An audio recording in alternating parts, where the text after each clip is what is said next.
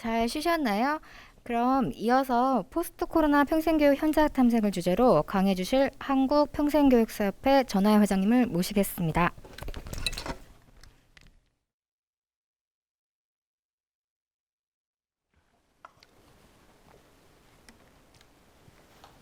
네, 반갑습니다. 사단법인 한국평생교육사협회장 전하영입니다.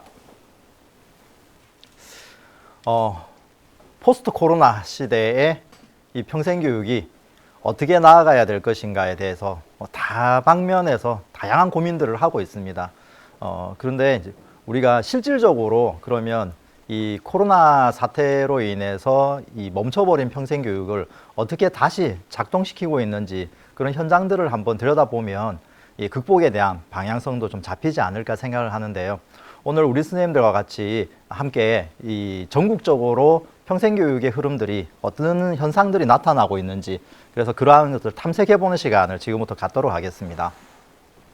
여러분들은 코로나 사태로 인해서 겪고 있는 어려움들이 어떤 것들이 있을까요? 그리고 혹시나 또 이 주변에 코로나 이렇게 확진이 되신 분들과 이렇게 함께 또 그 마을에서 또 어떤 관계들이 만들어지고 있는지 들여다보면 참 이 인류사에 정말 이 한 번도 없었던 그런 어떤 고통들을 저희가 지금 겪고 있다고 생각을 해요. 그래서 나온 용어 중에 하나가 이제 코로나 블루라는 말도 있죠. 근데 생각해 보면 코로나로 인해서 우리가 이런 우울감을 느낀다고 했을 때 그게 어떤 분들은 잘 극복해 나가고 있고 또한 또 어떤 분들은 힘들어하고 있고 근데 그 차이가 뭘까 이런 생각도 한번 해보게 됩니다. 근데 여러 가지 뭐 상황들이 있겠지만 저는 내가 이 상황을 어떻게 받아들이고 극복해내려고 하는가에 대한 의지, 이 의지가 상당히 많이 작용되고 있지 않을까 생각을 하는데요. 근데 또 그 의지가 어디에서 나오냐를 보면은요, 몰랐을 때 오는 두려움, 그러니까 막연하게 갖고 있는 두려움들이 있는데 그걸 알게 되었을 때 조금은 두려움이 작아지지 않을까 생각을 합니다. 그래서 평생교육이 이제 그런 역할들을 저는 하고 있다고 봅니다. 처음에는 이 코로나 사태에 대해서 막연한 두려움, 불안감 이러한 것들이 정폭되었는데 이제 이런 평생교육을 통해서 서로 정보들이 오가면서 이 코로나 사태도 극복을 할 수 있다라는 이제 그런 어떤 희망들을 만들어가고 있고 평생교육 또한 멈춤에서 다시 이제 일어서고 달릴 준비를 하고 있는 이런 과정에서 우리가 이걸 절대 극복하지 못하는 문제는 아니구나 이렇게 받아들일 수 있지 않을까 생각합니다. 근데 작년 한 해를 이렇게 돌아보면은요, 평생교육이 그 작년 상반기 코로나 사태가 이제 발생했던 2월부터 상반기 동안은 정말 아무것도 못하는 그런 시점이 왔었습니다. 특히 국가 평생교육이 제대로 작동되지 못했기 때문에 현장에 뭐 지침이라든지 매뉴얼 자체도 이렇게 내려가지 못했고 그래서 현장은 어떻게 할 수 없었기 때문에 평생학습관들이 다 문을 닫게 되는 그런 상황들이 발생을 했는데요. 다른 영역에서 보면은 뭐 사회복지나 이런 다른 영역은 지침들이 좀 빠르게 내려와서 거기에 맞춰서 움직였지만 평생교육은 전혀 그런 부분들을 찾아보기 힘들었습니다. 그런데 어느 순간 이 현장에서 이제 움직임들이 나타나기 시작을 해요. 근데 그러한 움직임들을 이렇게 추적해 나가다 보니까 현장 내에서 이 고군분투하고 있는 평생교육의 관계자분들이 계신다라는 거죠. 그분들로 인해서 다양한 평생교육의 새로운 어떤 영역들이 등장하게 되는데 그 중에 가장 핵심적인 게 온라인 평생교육이죠. 오늘도 이렇게 제가 여러분들을 유튜브로 만나게 되는데요. 실제 코로나가 없었다라면 현장에서 만나서 호흡하면서 이야기를 나눌 수 있지만 이제는 이렇게 유튜브로 화면으로 만나는 것조차도 이제 익숙해져 가고 있는 그런 단계인 것 같아요. 근데 생각해보면 이게 뭐 1년도 안 된 거죠. 그런데 벌써 우리는 이 장면들이 이제는 서서히 익숙해져 가고 있고 저도 우리 선생님들의 이 모습을 바라보고 이야기하는 게 아니라 카메라를 바라보고 이야기하게 되는데요.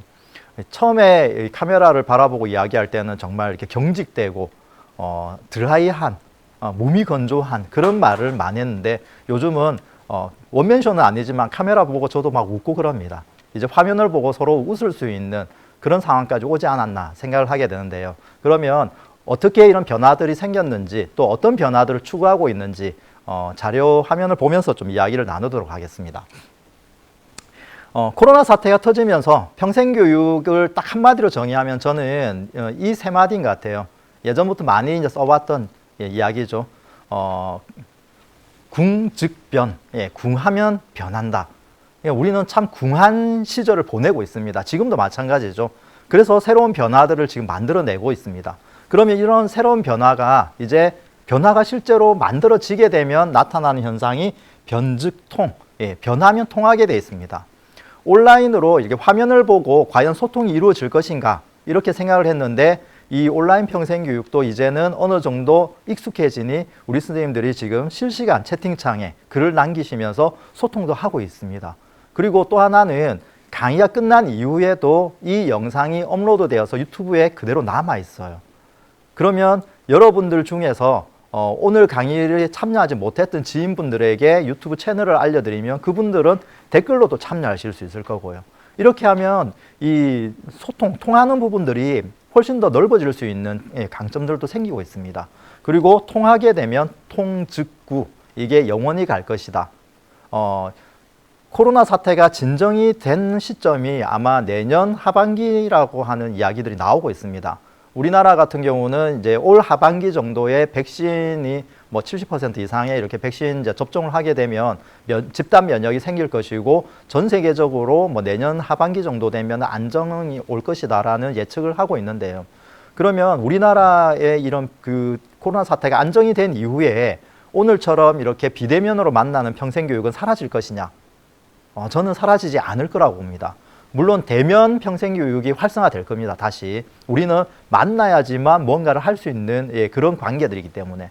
그런데 비대면도 나름대로 매력적인 장치들이 있습니다. 그걸 통해서 제가 봤을 때는 코로나 사태가 진정이 된다 할지라도 이런 온라인 평생교육은 새로운 평생교육의 가능성을 찾아서 더욱더 성장해 나가지 않을까 생각을 합니다.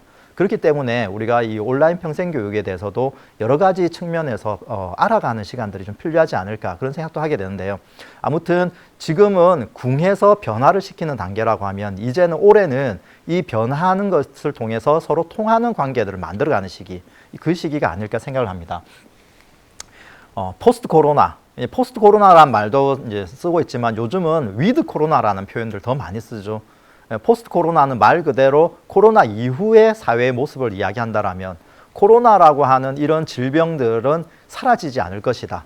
이 코로나가 없어지더라도 더 큰 코로나, 더 위험한 코로나가 올 수도 있다라고 예측을 하고 있습니다. 그래서 위드 코로나라는 표현을 쓰고 있습니다. 이제는 이러한 그 마스크를 쓰고 있는 우리의 모습이 어쩌면은 일상의 모습이 되어갈 수도 있을 것 같아요. 저는 작년 그 4월, 5월 달에 상당히 충격적인 그 장면을 하나 목격한 게 있는데요. 어떤 지역에 방문을 했는데 거기에 어린아이를, 돌도 안 지난 어린아이를 안고 있는 어머니를 이렇게 지나가면서 봤어요. 그런데 그 품에 안겨져 있는 이 갓난아이가 마스크를 쓰고 있습니다. 저는 그 모습이 상당히 충격적이었어요. 그 아이는 어쩌면 태어나자마자 마스크를 써야 되는 아이, 즉 태어나면서 마스크라고 하는 것은 그냥 일상적으로 착용을 해야 되는 우리의 의복과 같은 개념으로 받아들이지 않을까. 지금 유튜브로 보고 계시는 우리 선생님들은 마스크 쓰고 계신 게 상당히 불편하실 거예요.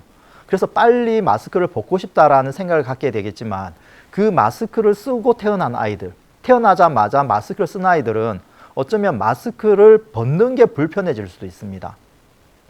예전에 제가 그 동남아 쪽에 여행을 갔을 때 수상가옥을 방문한 적이 있습니다. 근데 그 물에서 사는 사람들이 육지에 내려오면은 육지 멀미를 한다고 합니다. 그럼 이 아이들도 마찬가지가 아닐까 생각을 해요. 이 아이들은 마스크를 벗는 것 자체가 어쩌면 이상한 느낌을 갖지 않을까. 그게 또 대표적으로 나타난 현상 중에 초등학교 1학년 아이들, 작년에 입학을 한 아이들, 올해 입학한 마찬가지인데요. 작년에 입학했던 초등학교 1학년 아이들이 마스크를 벗은 같은 반 친구 아이들의 사진을 보여주면 누군지를 못 알아본다고 합니다. 늘 마스크를 쓰고 있는 친구를 만났기 때문에 마스크를 벗은 나의 친구의 모습을 잘 못 알아본다고 해요. 근데 이런 현상들이 우리 사회에 벌어지고 있는데 이게 과연 우리 삶에 어떤 영향을 줄지는 아무도 예측할 수 없다라는 거죠. 그만큼 시대가 이 코로나로 인해서 우리 일상에 엄청난 변화들을 만들어내고 있습니다. 그중에 평생교육도 마찬가지라는 거죠. 우리의 삶의 변화가 결국 우리 학습의 변화를 가져오고 그 변화 속에 지금처럼 비대면으로의 평생교육 활성화됨으로 인해서 거기에 안정감을 느끼는 사람들이 생기기 시작을 했어요. 저도 마찬가지이기도 해요. 오늘은 제가 이 세종시에 와서 우리 선생님들을 뵙게 되는데요. 실제로 저는 집에서 강의할 때도 많이 있습니다. 이제는 전국을 다니면서 강의하기보다는 집에서 전국에 있는 학습자들을 이 온라인으로 접속을 해서 만나는 경우들이 훨씬 더 많아지고 있어요. 그러면 상당히 편하게 강의를 할 수 있습니다. 물론 대면 강의에서 가지고 있는 그 강렬한 임팩트는 약합니다. 그러나 온라인 강의를 통해서도 얼마든지 교육적 효과를 만들어낼 수 있는 가능성들을 가지고 있다는 거죠. 그렇게 봤을 때 이 온라인이 가지고 있는 강점들을 잘 활용한다라면은 이 평생교육의 공간적 제약, 시간적 제약을 넘어선 정말 언제 어디서나 누구나 배울 수 있는 학습 환경을 만드는 되게 중요한 역할을 할 거라는 생각도 합니다. 그래서 지금의 이 코로나 사태로 발생한 평생교육의 현장의 모습은 긍정과 부정이 공존하고 있기 때문에 그렇다면 우리는 어떻게 부정적인 모습을 극복해내고 긍정적인 모습들을 더욱더 강화시킬 것인가에 대해서도 한번 고민해 봐야 되지 않을까, 그런 생각을 하게 됩니다. 이전에도 이 코로나 사태가 터지기 전에도 이미 온라인 평생교육은 상당히 활성화되어 있었습니다. 대표적인 게 국가평생교육진흥원에서 하고 있는 늘배움이라고 하는 온라인 포털 사이트가 있습니다. 늘배움 온라인 포털 사이트에 들어가 보시면 전국의 평생교육의 정보와 프로그램들을 직접 보실 수 있습니다. 그래서 우리 지역에 세종시에는 어떤 프로그램들이 열리고 있는지를 검색해서 찾을 수 있습니다. 그래서 혹시나 이 강의를 하시는 분들이 계신다라면 이 늘배움 포털 사이트에 들어가셔서 요즘 어떤 트렌드의 강의들이 많이 열리고 있는지 전국적으로 이런 걸 검색해서 찾아볼 수 있어요. 그리고 또 하나가 K-MOOC, 이런 동영상 강의가 대대적으로 지금 활성화되고 있죠. 이 MOOC라고 하는 것은 전문 강사들, 전문가들이 강의하고 있는 것을 동영상으로 제작을 해서 서비스하는 거죠. 이거 미국의 유수 대학에서도 이미 대학 강의들을 시민들에게 개방을 해서 온라인으로 다 이 동영상을 볼 수 있어요. 그리고 그러한 것들을 우리나라에서 받아들여서 K-MOOC라는 이름으로 이것도 국가평생교육진흥원에서 운영을 하고 있습니다. 그래서 선생님들이 학습을 스스로 하고 싶다라고 하신다라면 K-MOOC에 들어가 보시면은 저명한 인사들의 강연들을 직접 동영상으로 만날 수 있는 기회들도 있을 겁니다. 뿐만 아니라 우리 이 세종시처럼 이 진흥원들, 시도평생교육진흥원에서 각각의 이런 온라인 컨텐츠들을 만들어서 지금 제공을 하고 있습니다. 그중에 그 경기도에서 만든 지식이라고 하는 사이트도 정말 매력적으로 잘 만들어져 있습니다. 그래서 거기에 가시면은 수많은 온라인 강좌들을 만나실 수 있어요. 근데 이렇게 다양한 이 온라인 그 포털 사이트들이 국가 차원에서, 시도 차원에서 이전부터 작동이 되어 왔습니다. 그런데 잘 활성화가 안 됐어요. 그 이유는 딱 하나예요. 오프라인에서 대면 강의가 가지고 있는 강점을 따라올 수가 없었기 때문이죠. 대면 강의가 가지고 있는 강점은 강사와 학습자가 한 공간에서 함께 호흡을 하면서 상호작용을 하는 과정이 아주 이 학습에 중요하다라는 거죠. 지금처럼 제가 지식과 정보를 전달하는 이런 일방적인 온라인 교육에서 느낄 수 없는 소통의 과정들이 대면 강의에서는 절대적으로 중요한 것이죠. 그렇기 때문에 대면 강의가 잘 이루어지고 있기 때문에 온라인에 대해서는 크게 신경을 쓰지 않았다라는 거죠. 근데 지금은 대면 강의가 잘 작동이 되지 않는 우리는 위드 코로나 시대에 살고 있습니다. 그래서 어쩔 수 없이 온라인으로 전환했는데 그 어쩔 수 없음을 어떻게 이제는 강점으로 이렇게 승화시킬 것인가에 대한 고민들을 하고 있는 것이고요. 그런 측면에서 작년 한 해를 돌아보면 이러한 평생교육들이 많이 등장을 했습니다. 첫 번째가 웨비나, 웹포럼, 아마 많이들 이제 들어보셨을 거예요. 웨비나와 웹포럼이라고 하는 이런 온라인 평생교육 공론의 장이 만들어졌습니다. 작년 5월, 6월 넘어가면서부터 이제 시작되기 시작했는데요. 이제 온라인상에서 우리의 문제를 함께 고민을 해보자라고 하는 공론의 장이 웨비나, 웹 플러스 세미나죠. 그리고 웹 포럼 이런 형태의 그 행사들이 열리기 시작합니다. 그래서 스튜디오에서 전문가들이 발표도 하고 토론도 하고 그리고 온라인으로 실시간 채팅을 통해서 질의응답도 하고 있는 우리가 대규모 강당에서 이루어졌던 그런 세미나나 포럼이 온라인으로 이제 옮겨가는 것이죠. 근데 이 온라인으로 옮겨가면서 주제의 변화를 살펴보면 평생교육이 어떤 방향으로 가고 있는지를 이렇게 추적할 수 있는데요. 초창기에 이 웨비나의 주제는 이 코로나 시대를 어떻게 극복할 것인가에 대해 초점을 많이 맞췄습니다. 그래서 코로나 시대에 우리가 어떻게 이 지금 사태를 평생교육 극복해 나갈 것인가 여기에 초점을 맞췄다라면은 하반기로 넘어오면서는 오프라인 세미나장에서 열렸던 주제들이 온라인에서 그대로 열리고 있습니다. 이제 그 중에 대표적인 것이 보시면은 고양시에서 열렸던 이 능동적 소비자에서 주체적 시민으로, 그러니까 시민교육과 관련된 주제로 웨비나가 열렸고요. 작년 12월에는 그 의정부시에서는 평생학습과 주민자치, 이 평생학습과 주민자치의 관계를 어떻게 풀어나갈 것인가에 대한 웨비나가 또 열렸었고요. 그리고 올 초에 성남시에서 열렸던 이 평생학습 포럼은 성남시가 평생학습의 추진 체계를 지금 구축을 하려고 하고 있습니다. 이제 그 추진 체계를 만드는 데 있어서의 국가적인 추진 체계와 읍면동 단위, 마을 단위의 추진 체계를 어떻게 활성화시킬 것인가에 대한 주제로 열리기 시작을 했습니다. 이런 것처럼 이제는 오프라인에서 세미나가 열리고 포럼이 열렸던 것을 온라인으로 전환을 시켰습니다. 그래서 초기에는 이 사태를 어떻게 극복할 것인가에 대한 논의에서 시작했다라면 이제는 오프라인의 내용들을 온라인으로 다 대치를 하고 있는 거죠. 근데 이렇게 한 이유 중에 하나는 뭐냐면요. 온라인으로 이런 공론의 장을 열게 되면 가장 큰 효과가 앞서 말씀드린 것처럼 전국적인 관심을 가져올 수 있다는 거죠. 그러니까 우리 지역 내에서 한정된 인력이 만나서 논의를 펼쳤던 것을 전국으로 확대시키는 그런 효과를 만들어냈습니다. 그래서 실제로 그 성남시에서 2월 달에 정확하게 제가 언제인지 잘 모르겠어요. 3월 달이었죠. 3월 달에 개최했던 이 웹포럼에는요. 그 유튜브로 참여하신 분들의 거의 대다수가 전국에 있는 분들이었습니다. 성남 시민들의 참여도 많이 있었지만 전국의 다양한 분들이 참여를 해주셨다는 거죠. 그렇게 하면서 전국적으로 내가 가지고 있는 현재의 문제점들을 같이 논의할 수 있는 그런 장을 만들어 갔다는 점에서 이 웨비나와 이 웹포럼과 그 다음에 온라인 토론회 이렇게 공론의 장이랑 열리는 것이 상당히 매력적인 하나의 이제 사업으로 만들어져 가고 있습니다. 예전에는 생각해 보면은요, 큰 100명, 200명 들어가는 큰 강당에서 세미나를 개최합니다. 그러면 이 세미나를 운영하는 주최 측에서 가장 신경 써야 되는 게 과연 이 강당을 꽉 채울 수 있을 만큼의 인원이 오느냐. 200석인 강당이라면은 200명이 다 찰 수 있느냐. 여기에 엄청난 신경을 많이 썼습니다. 근데 요즘은 이렇게 작은 스튜디오에서 진행을 하기 때문에 인원에 대해서 신경을 안 씁니다. 다만 요즘은 어떤 신경을 많이 쓰냐면요. 유튜브에 실시간으로 몇 명이 지금 참여하고 있느냐. 근데 이걸 상당히 많이 신경 써요. 이 온라인 평생교육이 열리면서 인원에 대해서는 별로 신경을 안 써도 되겠다 생각했는데 의외로 이런 시청자들이 얼마나 되느냐. 이제 여기에 신경을 많이 쓰고 있는 거죠.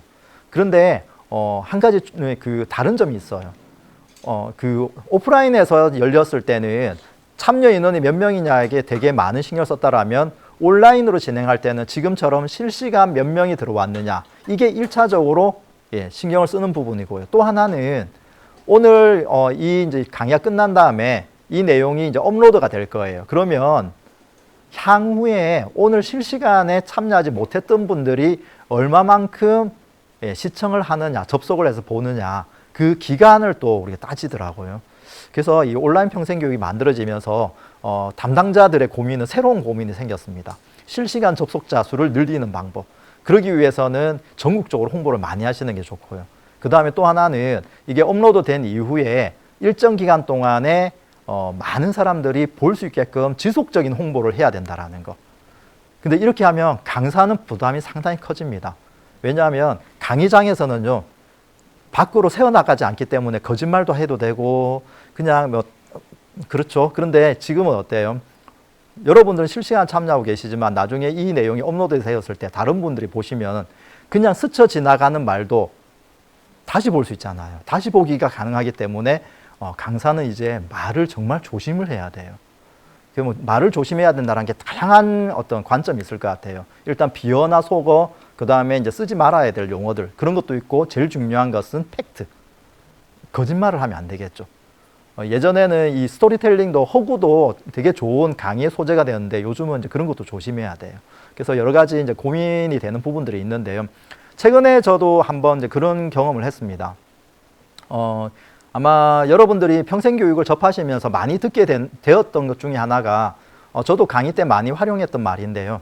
그 유엔의 2015년도 보고서의 평생 연령 기준, 아마 많이 보셨을 거예요. 100세 시대에 맞게끔 평생 연령 기준을 바꾸자. 그렇게 해서 제시했던 게 그 19세까지 청소년이고, 그 다음에 20에서 장년이 69세까지인가? 아마 그럴 거예요. 청년이. 그리고 70에서 79세까지가 중년, 80에서 99세까지가 노년, 100세 이상이 장수노년. 이렇게 UN 보고서에 나와 있다. 그렇게 해서 우리 신체 연령과 정신 연령 바꿔야 된다. 이런 것들을 많이 소개했는데요.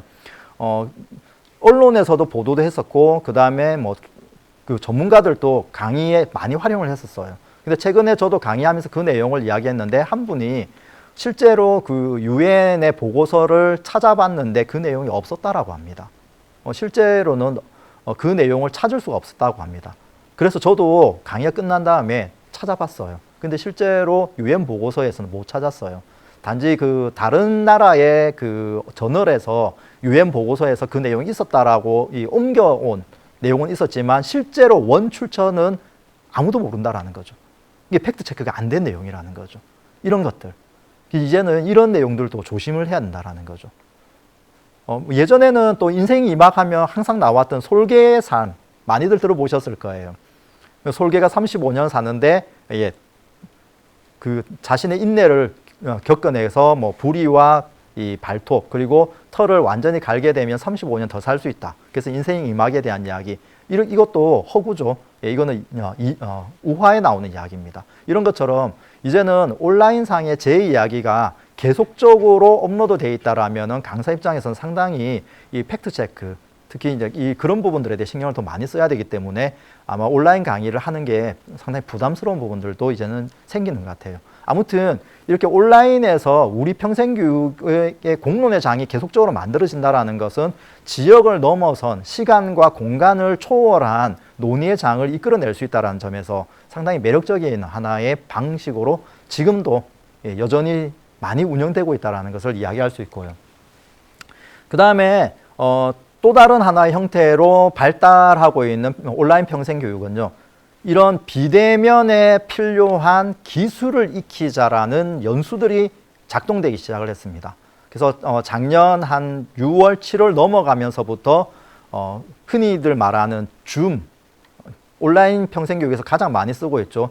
이 온라인 회의의 하나의 웹툴인데 이 줌을 배우자, 그 다음에 미디어를 배우자, 그런 기술들을 배우자라는 게 상당히 많이 활성화되었습니다. 그래서 저희 협회에서도 했던 연수 중에 하나가 여기 보시는 것처럼 서울시 평생교육진흥원의 위탁을 받아서 줌 앞에서 고군분투하는 그대를 위해, 그래서 줌 활용에 대한 부분들을 저희가 강의를 온라인으로 했습니다. 이 또한 지금 서울시 평생교육진흥원 홈페이지, 그 유튜브에 여전히 지금 보실 수 있습니다. 이런 것처럼 이제는 이런 온라인 기기들을 배우자, 기술들을 배우자, 웹툴, 뭐 모바일 툴, 뭐 상당히 다양한 툴들이 있습니다.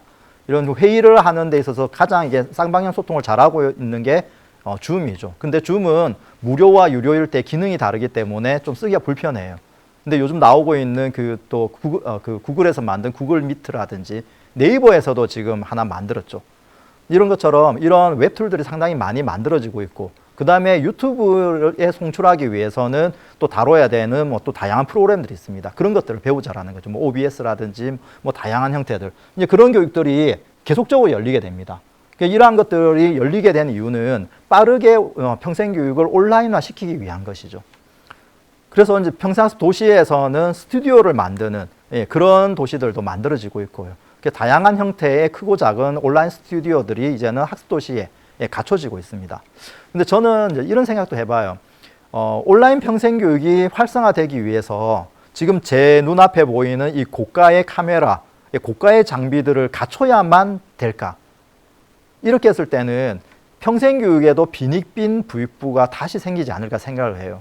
지금 여기 이제 세종시 진흥원은 세종시 전체를 컨트롤하기 위한 컨트롤 타워이기 때문에 이런 시스템을 갖추는 게 필요해요. 그러면 이제 마을로 내려갔을 때 우리가 마을에 있는 다양한 크고 작은 이 평생학습 기관들, 시설들은 이런 시스템을 갖추기가 쉽지 않다라는 거죠. 그래서 저는 개인적인 제 생각은요, 온라인 평생교육이 활성화되는 방법은 휴대폰 하나, 스마트폰 하나로 온라인 평생교육 작동시킬 수 있어야 되지 않을까, 그런 생각을 합니다. 실제로 그런 시도를 저는 제가 개인적으로 하고 있는 공동체에서 하고 있습니다. 그래서 저희들이 팀이 있는데요. 거기에서 휴대폰으로 온라인 강의를 진행을 하고 있습니다. 그런데 화질의 문제, 퀄리티의 문제는 둘째고 컨텐츠가 어떠냐가 저는 더 중요할 것 같아요. 물론 지금처럼 우리 선생님들에게 양질의 서비스를 하기 위한 장비들은 갖추는 건 필요합니다. 근데 이렇게 갖추는 것은 이 도시 전체를 관장하는 수준에서 갖추시고 그런 스튜디오가 만들어지면 개별 기관들은 이 스튜디오를 이용할 수 있게끔 해준다면 훨씬 더 좋겠죠. 그게 안 된다라면 마을 단위에서는 정말 휴대폰 하나로도 온라인 평생교육이 작동될 수 있도록 만드는 그런 환경이 만들어져야지만 빈익빈 부익부를 극복할 수 있지 않을까 생각을 하게 되는데요. 아무튼 선생님들도 많이 이제는 배우셔야 될 것들이 상당히 많아졌습니다. 근데 그러한 것들을 1에서 10까지 다 배우자라는 이야기는 아니에요. 그러나 기본적으로 온라인 평생교육이 작동되게 만드는 기기, 시스템, 프로그램 정도는 우리가 어느 정도 다룰 수 있는 그런 기술적인 능력들을 갖춰야 되지 않을까 하는 생각을 가지고 있습니다. 그리고 작년에 또 상당히 많이 활성화되었던 프로그램이 온라인 평생교육 강사 양성 과정입니다. 온라인 평생교육 강사 양성 과정. 그러면은 기존의 평생교육 강사와 온라인 평생교육 강사는 새로운 강사냐? 그건 아니죠. 기존에 있는 강사님들이 온라인에서의 본인이 강의를 할 수 있는 여건을 만들어주는 프로그램들이 열리기 시작했다는 것입니다. 실제로 이 비대면으로 이게 전환이 되면서 많은 강사님들이 큰 어려움을 겪고 있습니다. 지금도 마찬가지예요. 그런데 온라인으로 자신의 컨텐츠를 강의를 하실 수 있는 강사님들은 다시 자리를 찾아가고 있지만 그렇지 못한 분들도 상당히 많이 있습니다. 제가 모 기관에서 회의를 한 적이 있는데요. 연수를 하기 위해서 강사진이 다 구성이 됐습니다. 다 구성이 되었는데 코로나 사태가 계속적으로 확산되어 가면서 모든 연수가 온라인으로 대체가 되었어요. 그래서 학습자들이 과연 그러면 거기에 참여하실 수 있을까에 대해서 논의를 하는 과정에서 학습자의 문제를 넘어서서 미리 섭외 다 되었던 강사님 중에서 저는 온라인 강의를 못합니다 하는 강사님들이 발생을 했습니다. 이 문제가 더 커진 거죠.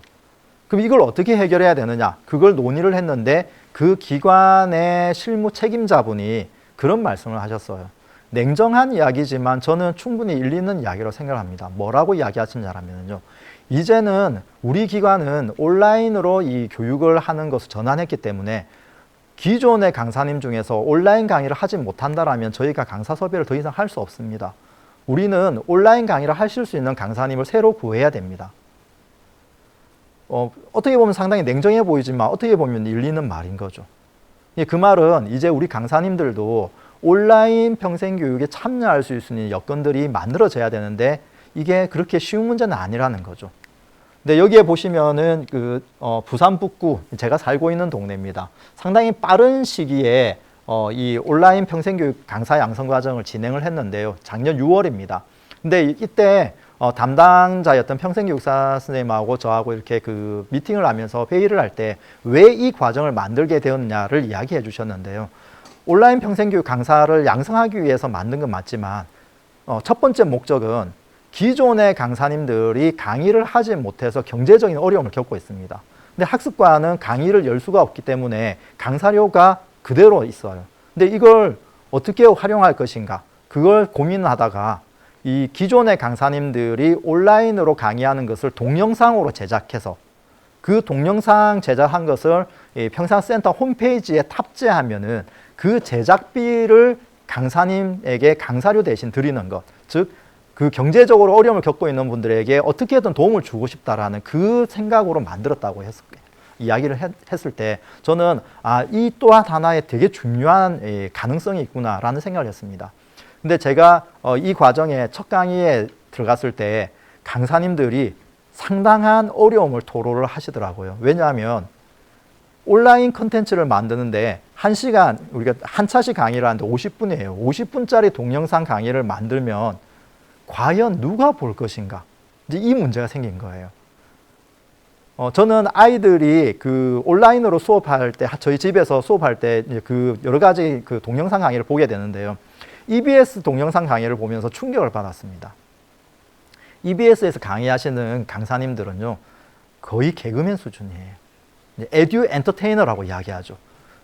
그래야지만 아이들이 동영상에 몰입해서 보는데 저처럼 이렇게 강의하는 사람이 지금 우리 선생님은 상당히 힘드실 거예요. 제 강의를 90분 동안 이렇게 들으신다라는 게, 이런 강의를 보고 있는다라는 게 곤욕이라는 거죠. 근데 우리 선생님들은 나름 의무감에서 지금 보시잖아요.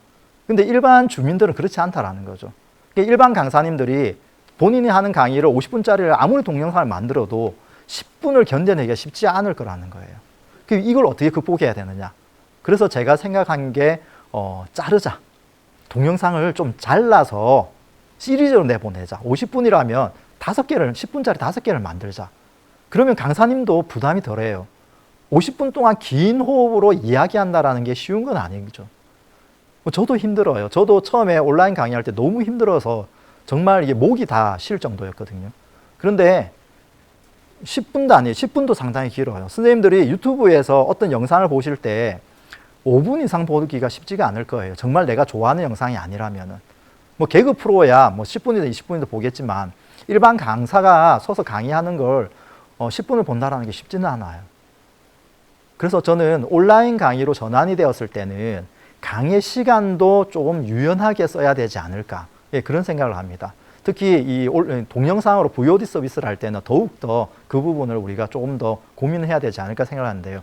아무튼 이렇게 온라인 컨텐츠를 만들어내고 그들이 온라인에서 강의를 할 수 있는 방법을 찾아내고자 하는 그런 궁여지책, 궁했기 때문에 나온 하나의 방법이었는데 요즘은 이제 다양한 형태로 나타나고 있어요.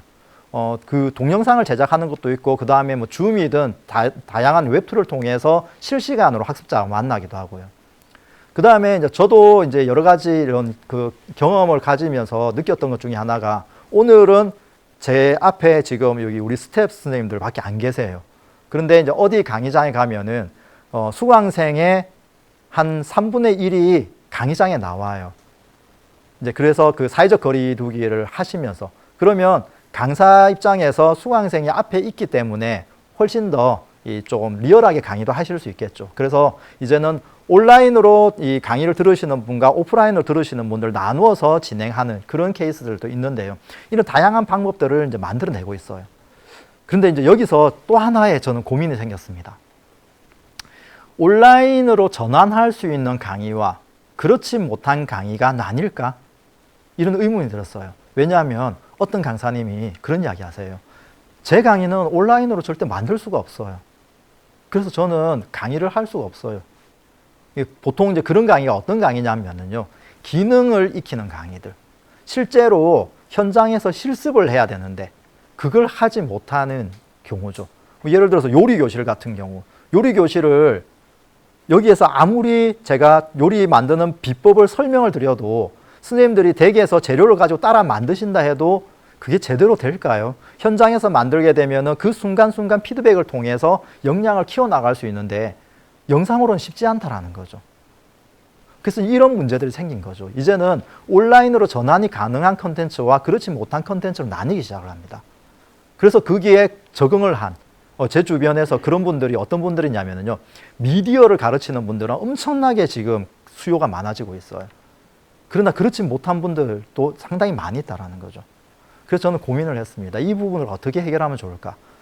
제 고민은 저는 세상의 모든 강의는 다 온라인으로 만들 수 있지 않을까라는 가능성에 초점을 두고 있습니다.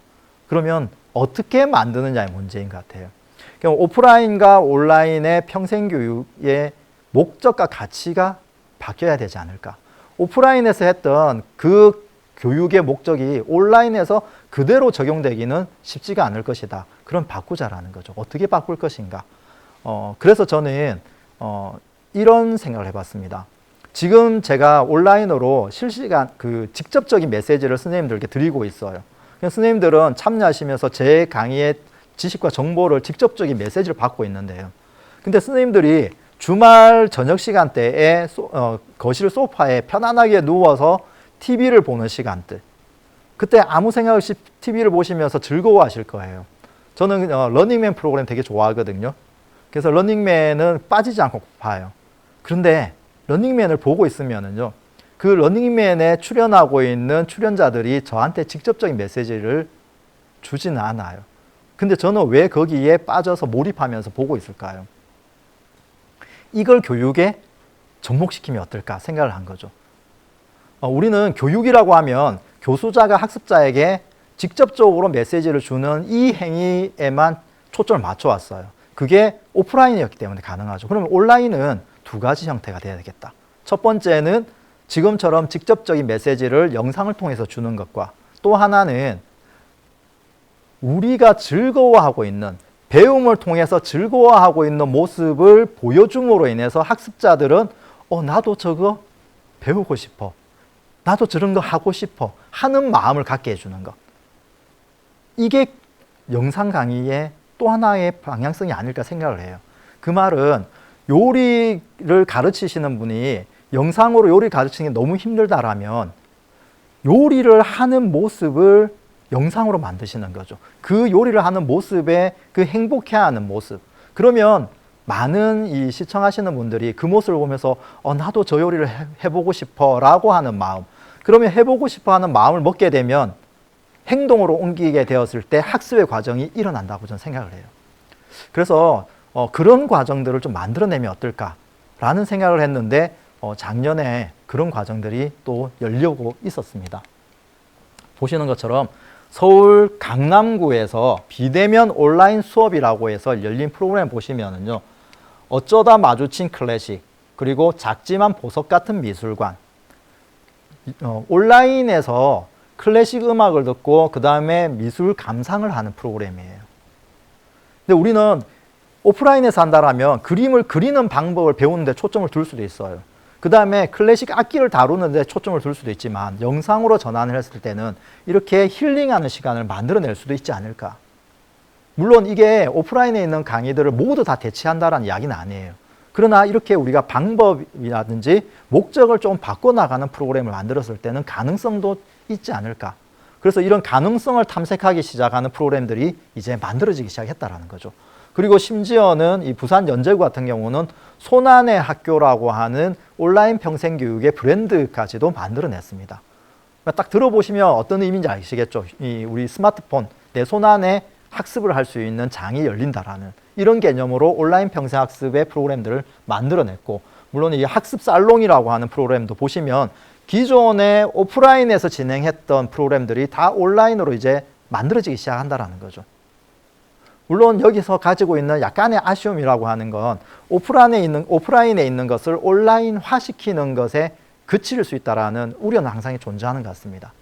근데 그러한 것들을 방법적인 측면, 그 다음 목적이라는 측면, 가치라는 측면을 조금 더 온라인에 맞게끔 세팅을 한다라면 저는 이런 프로그램들이 훨씬 더 활성화되지 않을까 생각을 하고요. 실제로 올 초반에는 이제 전국에 있는 수많은 평생학습관들이 가지고 있는 생각이 백신이 개발되고 하더라도 코로나가 진정되는 시기는 올 하반기까지는 갈 것이다. 그렇다면 지금부터 우리는 온라인 평생교육을 하자라고 해서 상반기에 대부분의 학습관들이 온라인 평생교육들을 다 개설을 하고 있습니다. 그만큼 이제 빠르게 이게 바뀌고 있다는 거죠. 그리고 우리가 이제부터 그러면 고민해야 될 것들이 뭘까? 저는 그 중에 하나가 이 블렌디드 러닝이라고 하는 온 오프라인에 통합되는 과정들이 좀 필요하지 않을까 생각을 해요. 작년에 제가 그 서울에 있는 모 지자체의 그 동네 배움터 컨설팅을 간 적이 있습니다. 근데 그 동네 배움터에서 저한테 컨설팅을 할 때 어려운 점을 이야기할 때 이런 이야기 하시더라고요. 동네 배움터에서 운영하고 있는 그 모든 프로그램들을 저희는 온라인으로 전환을 했습니다. 그리고 학습자들의 만족도 오프라인에서 했을 때의 만족도만큼이나 만족하는 결과들이 나왔습니다. 그래서 성공적으로 온라인화 시켰다라고 할 수 있는데 정작 우리가 진짜 해보고 싶은 프로그램은 온라인으로 전환하기가 힘들었습니다. 그래서 그걸 어떻게 할 것인지 고민을 한다라고 이야기하더라고요. 그게 뭐냐면은요, 그 지역이 재개발 지역입니다. 그래서 지금 현재 그 원도심이 조만간 이제 재개발에 들어가요. 그러면 우리 그 아날로그적 감성을 가지고 있는 원도심이 다 파괴되고 아마 아파트들이 이제 들어서겠죠. 그러면 기존에 있는 이 마을의 모습을 남기고 싶다라는 거죠. 그래서 뭐 어반 스케치라고 하죠. 이제 그림을 배워서 그 그림을 배우신 분들이 그 지금 기존에 남아 있는 이제 그 파괴될 마을들을 그리고 그 다음에 사진을 배워서 지금의 모습을 사진으로 남기는 이 프로그램을 운영을 하려고 했었는데 힘들어서 못했다라는 거죠. 그래서 이제 같이 고민을 했습니다. 그럼 저걸 어떻게 해결하면 좋을까? 그렇게 고민하다가 나온 아이디어가 강사님이 유튜브 실시간 이제 스트리밍을 통해서 현장에 나가는 거예요. 사진 강사님이 실제 그 재개발 지역을 유튜브 촬영을 하는 거죠. 가면서 실시간으로 다니면서 사진을 찍는 모습, 그리고 거기에서 왜 사진을 찍었는지, 이 사진이 가지고 있는 의미, 이걸 계속 설명을 하는 그 유튜브 실시간 강의를 학습자들은 댁에서 보게 되는 거죠. 그렇게 한 다음에 그 다음에 학습자들은 개별적으로 다시 그 현장을 나가서 강사님이 설명했던 내용을 토대로 해서 현장을 바라보고 또 사진을 찍고 그렇게 해서 과제를 수행하고 그 다음에 온라인으로 온라인 뭐 줌으로 강의가 열리게 되면 거기에서 학습자들이 본인이 사진 찍었던 사진을 공유하면서 왜 나는 여기에서 사진을 찍었고 이 사진이 가지고 있는 의미가 뭐고 이걸 계속 공유하는 시간이에요. 쉐어링하는 시간. 이렇게 하면은 저는 충분히 가능하지 않을까라는 생각을 하게 된 거죠. 근데 이게 바로 여기서 이야기하는 블렌디드 러닝이죠. 온라인과 오프라인을 함께 혼합한 형태의 평생학습을 만들어 가자. 그리고 실제로 작년에 이제 그런 시도를 했던 이런 도시들이 많이 등장을 하고 있습니다. 그래서 이제는 위드 코로나 시대에는 코로나가 아무리 진정이 된다 할지라도 온라인과 오프라인은 같이 가야 되죠. 근데 온라인 프로그램 따로 오프라인 프로그램 따로 이렇게 만들어지는 것도 있지만 온라인과 오프라인을 병합해서 혼합형으로 만들어지는 프로그램은 오프라인이 갖고 있는 대면의 어떤 상호소통의 강점과 온라인이 가지고 있는 이 비실시간, 그 어떤 그 장소와 시간의 제약을 극복할 수 있는 강점, 이 두 가지를 충분히 저는 혼합해서 가능하지 않을까 생각을 합니다. 그래서 이런 방식의 평생교육들에 대한 시도들이 올해는 훨씬 더 많아지지 않을까, 그런 생각을 하게 되었는데요. 이제 그 블렌디드 러닝과 비슷한 용어 중에 하나가 플립 러닝입니다. 학교 교육에서는 지금 많이 활용이 되고 있습니다. 우리나라에 이 플립 러닝이라고 하는 게 들어오면서 나온 용어가 거꾸로 교실이죠. 이 거꾸로 교실은 학교라고 하는 곳의 이 교육의 방식이 수업이 거꾸로 되었다라는 의미인데요. 이렇게 보시면 돼요. 학생들은 수업 시간에 나와서 선생님한테 수업을 받고 집에 가서 숙제를 합니다. 이걸 뒤집은 거예요. 즉 집에서 수업을 받고 학교에서 숙제를 합니다. 아마 아시는 분들은 많이 아시겠지만 이 개념을 저도 처음 봤을 때 이게 무슨 말이지 했는데요. 강사가 50분짜리 강의를 하나 만들려고 할 때 이 말을 하게 되면은요.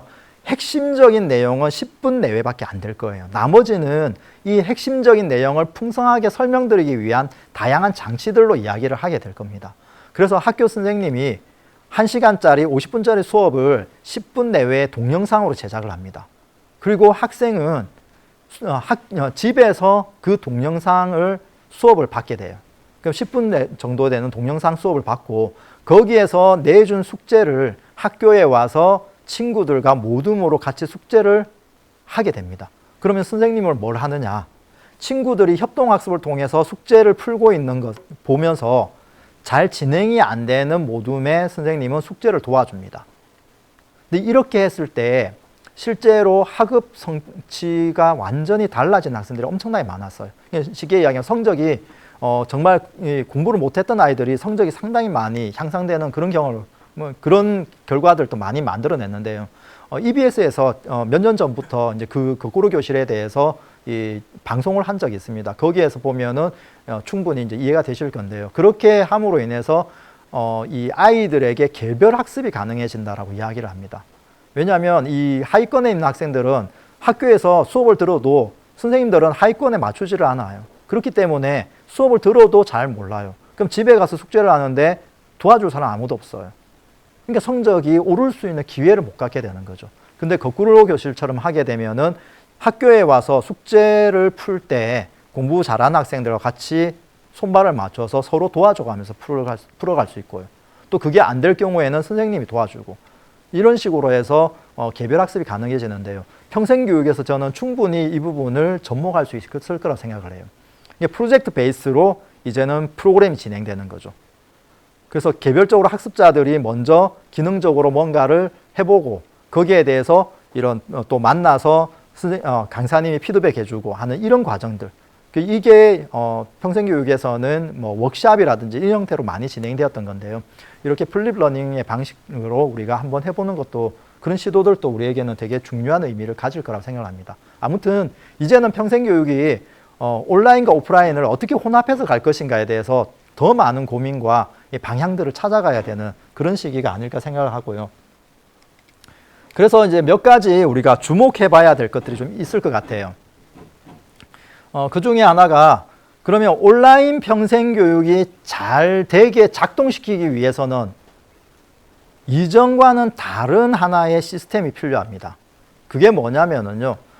대면 강의에서는 만약에 선생님들과 제가 지금 현장에서 만났다라면 저와 선생님들의 관계가 가장 중요해요.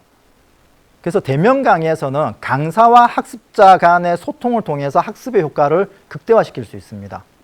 그런데 온라인 강의를 하게 되면 여기에 한 명이 더 필요합니다. 줌으로 만약에 온라인 강의를 온택트로 진행을 하게 되면은요, 줌을 작동시키고 학습에 참여하는 학습자들을 도와주는 사람이 필요하죠. 그걸 우리는 디지털 활동가, 디지털 퍼실리테이터, 요즘은 러닝 PD라는 말도 등장을 하고 있습니다. 그런 분들이 이제 필요해지고 있어요. 대면 강의에서는 평생학습 자원활동가 혹은 평생학습 매니저라는 분들을 양성을 해서 그분들이 그 강의의 어떤 보조자로서의 활동을 해주셨는데요. 온라인에서는 이 디지털 활동가는 보조자의 역할을 넘어서서 온라인에서 진행되는 이 강의의 툴들을 직접적으로 작동을 시켜주는 그런 역할을 하시는 분들이죠. 저도 제가 온라인으로 줌으로 강의를 하게 되면요, 저는 줌을 잘 다루지 못해도 전혀 상관이 없어요. 제가 줌에 접속만 할 수 있으면 강사는 아무런 문제가 없습니다. 그래서 강사는 줌에 접속해서 그 다음에 제 강의 자료를 공유를 시켜서 강의만 하면 돼요. 그런데 학습자들은 강의를 들으면서 실시간 채팅으로 질문도 남깁니다. 근데 강사는 그걸 볼 여력이 없어요. 나의 PPT만 보고 강의를 해야 되거든요. 지금도 마찬가지예요. 지금 이렇게 유튜브로 하고 있지만 지금 제 여기 테이블에 제 폰으로 지금 유튜브 채널을 열어놓고 있는데 고개를 못 숙이고 있어요. 그래서 선생님들이 채팅창에 글을 남기고 있는데 저는 못 보고 있습니다. 제가 고개를 한참 숙이고 있으면 그 방송사고죠. 그래서 저는 지금 카메라만 보면서 계속 이야기를 하고 있는데요. 그래서 선생님들은 궁금한 점이나 아니면 의견 있으면 이렇게 막 글을 개진하고 하시잖아요. 근데 이걸 누군가가 옆에서 채팅을 하시는 분들의 이야기를 수렴하고 질문 나온 것들을 모아서 쉬는 시간에, 물론 오늘은 쉬는 시간 없이 쭉 가겠지만 쉬는 시간에 강사님에게 전달해 준다라면 강사님이 거기에 대해서 다음 시간에 피드백해 드릴 수 있겠죠. 이런 작은 활동이라도 누군가 도와줘야 된다는 거죠. 그리고 줌으로 하게 되면 또 이런 문제들이 생겨요. 대면 강의에서는 지각을 하시면은 어떻게 해요? 우리 선생님들 지각하시면 뒷문 빼꼼 열고 고개 푹 숙이고 살금살금 들어가서 뒷자리 탁 앉으시잖아요. 그러면 아무 문제가 없어요. 근데 줌으로 강의하고 있을 때는 보통 줌이 바로 들어오게 안 하고 대기실을 만들잖아요. 그러면 그 줌에 접속하는 순간 대기실에서 초대해 주세요라고 떠요. 그러면 그걸 강사가 클릭하고 있지는 않는다는 거죠. 누가 해줘야 되죠? 디지털 퍼실리테이터. 예, 디지털 활동가분이 그걸 해주셔야 돼요. 이런 것처럼 이제는 이 온라인 교육에서는 주체가 3주체가 만들어집니다. 학습자와 교수자, 강사, 거기에 운영자 혹은 지원자가 반드시 필요하게 되겠죠. 그래서 최근에 평생학습에서의 활동가 양성 과정, 디지털 활동가, 디지털 퍼실리테이터의 중요성들이 상당히 강조되고 있고, 그걸 러닝 PD, PD는 연출자잖아요. 이제는 온라인 평생교육을 연출할 수 있는 수준의 전문가들이 필요하다라는 그런 요청들이 상당히 많이 나오고 있는 게 요즘 추세라 보시면 돼요. 근데 더불어서 우리가 고민해봐야 되는 게 뭐냐면요, 디지털 리터러시, 그 다음에 여기 뭐 시민 팩터 체크 과정 이런 게 있는데요. 이게 뭐냐면요, 디지털을 활용하는 것, 디지털 기기를 다루는 것을 넘어서서 이제는 디지털에서 움직이고 있는 지식과 정보들을 어떻게 활용할 것인가에 대한 고민들도 해야 된다는 거죠. 특히 그 중에 하나가 무분별하게 근거가 없는, 알 수 없는 내용들이 온라인상에 엄청나게 많이 확산되어 가고 있다는 거죠. 그래서 양질의 어떤 교육의 컨텐츠들을 만들어낼 수 있는 이런 디지털 리터러시에 대한 고민들도 이제는 해야 되고, 디지털 안에서 이루어지고 있는 다양한 이 사회적 소통에 대해서도 이제는 고민을 해야 되는 시기가 왔다라는 거죠. 그게 바로 여기서 이야기하는 디지털 리터러시 팩트 체크 과정, 그 다음에 디지털 시민성이라고 하는 표현까지 나오고 있습니다. 이제 디지털이라고 하는 온라인 세계도 하나의 사회가 되어 간다라는 거죠. 그러면 온라인 사회에서 우리가 어떻게 시민의식을, 시민성을 가지고 활동을 할 것인가, 이런 부분들, 뭐 쉽게 이야기하면 온라인에서의 뭐 예절이라고도 할 수 있겠죠. 매너, 에티켓, 이런 것들도 이제는 우리는 고민을 해야 되는 것이죠. 그래서 단순히 비대면이라고 하는 것이 이 대면을 대체해 나가는, 보완하는 성격이 아니라 그냥 대면과 이 오프라인 세계와는 또 다른 하나의 세상이 만들어지고 있다는 것이죠.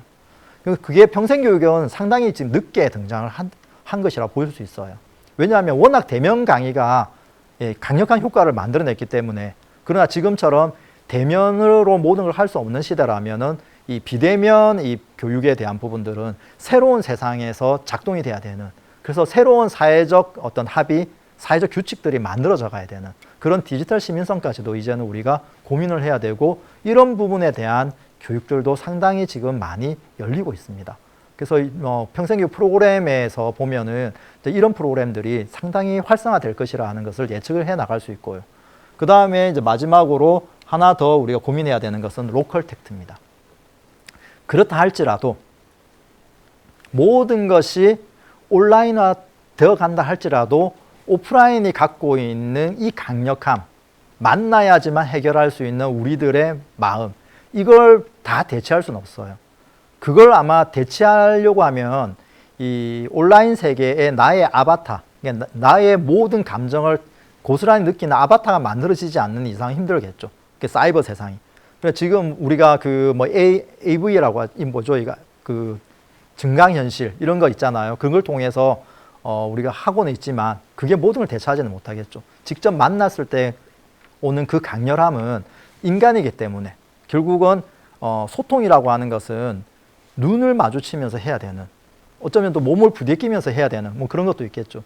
그렇기 때문에 우리가 모든 것이 온라인으로 간다 할지라도 오프라인도 당연히 고민을 해야 되는 거죠. 그 중에 우리에게 가장 중요한 이 로컬 텍트, 내가 살고 있는 마을에서의 소규모 이 모임의 활동들이 활성화돼야 될 것이다. 아무리 온라인이 활성화되더라도 이 작은 마을 단위에서의 작은 소규모 활동을 더욱더 우리는 강화시켜 나가야 되지 않을까 생각합니다. 물론 지금은 힘들죠. 지금은 코로나 사태가 아직 진정이 안 됐기 때문에 5명 이상 사적인 모임은 할 수가 없습니다. 그렇지만 어느 정도 진정이 되어 간 과정에서는 이런 로컬 텍트에 대한, 결국은 마을을 기반으로 한 평생학습을 어떻게 활성화시킬 것인가는 계속적으로 우리가 고민을 해 나가야 되는 중요한 장치 중에 하나라고 볼 수 있을 것 같아요. 이제 이런 것들까지 우리가 한꺼번에 이렇게 고민을 막 하다 보면 정말 고민을 해야 될 것들이 많아지고 있다는 거죠. 근데 이러한 고민들을 혼자 하기보다 이제는 온라인상에서 많은 고민들을 같이 나눌 수 있는 장도 여러 장치를 통해서 만들어졌으면 좋겠습니다. 그래서 오늘 이렇게 학습에 참여하시는 분들도 이번 이 유튜브로 참여하는 것에만 그치지 마시고 이런 하나의 온라인의 공론의 장을 또 만드시고 그렇게 하신다라면 좋지 않을까. 내가 가지고 있는 고민 같이 나누시고 그렇게 하는 것들이 좀 필요하지 않을까 생각합니다. 그래서 저는 이러한 변화를 제 나름대로 정리한 용어가 지금 보여드리는 이런 용어라고 생각을 해요.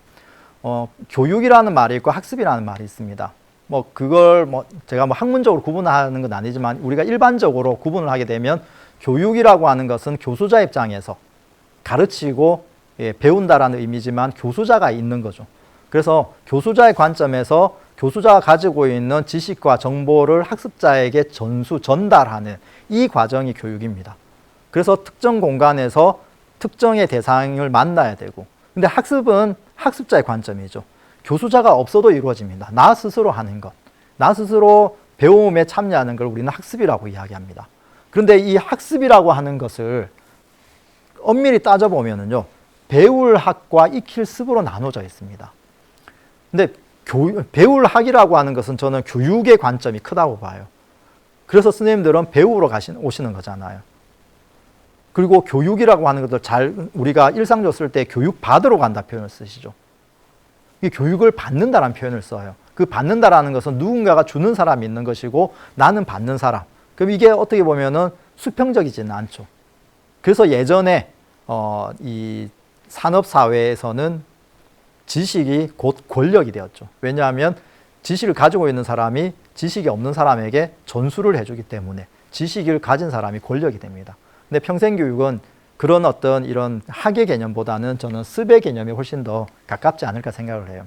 습이라고 하는 것은 나 스스로 뭔가 배운 것을 실천해보고 풀어나가는 거죠. 그걸 저는 습이라고 합니다. 근데 대면 강의에서 우리가 코로나 사태가 터지기 전에의 우리 평생교육의 모습은 학에 가까운 모습이죠. 항상 강의장에서 강사가 강의를 합니다. 그러면 선생님들은 강의를 듣고 계시면 아 맞아, 저 강사님 말이 맞아, 저렇게 해야 돼, 이렇게 생각하시잖아요. 강의가 딱 끝났어요. 그리고 강의장을 딱 벗어나시는 순간 다 잊어버리시죠. 인간은 그때 들은 이야기가 10분만 지나도 90%를 잊어버려요. 그리고 현장에 가세요. 현장에 가시면은 배웠던 내용이 잘 기억이 안 나요. 그래서 현장에서 적용하기 힘들어요. 그래서 우리는 늘 쓰는 말이 있잖아요. 배워도 별로 써먹을 게 없더라. 이론과 현실은 달라. 이런 이야기 참 많이 하시잖아요. 근데 진짜 놀라운 경험은 어디서 나오냐면요. 이듬해 다시 교육이 열려서 참여를 해요. 근데 작년하고 비슷한 교육이 열려요. 그러면 그런 생각이 들어요. 저 내용 내가 다 아는 건데, 저 작년에 배운 건데 이걸 또 배우고 있네. 이런 생각이 드는 거죠. 이제 교육의 장면에 들어오면 다시 상기가 되기 때문에. 이게 계속 반복되어 왔던 것들이 상당히 많아요. 그래서 우리는 교육이 실질적으로 내가 뭔가를 활용하는데 잘 쓰이지 않나 생각하는 거죠. 근데 그 이유가 뭐냐면요. 바로 이 습이라고 하는 게 잘 안 되기 때문에 그래요. 배웠는데 배울 학은 프로그램 강의장에서 상당히 많이 이루어졌지만 실제로 익힐 습을 할 수 있는 여건이 만들어지지 않은 거죠.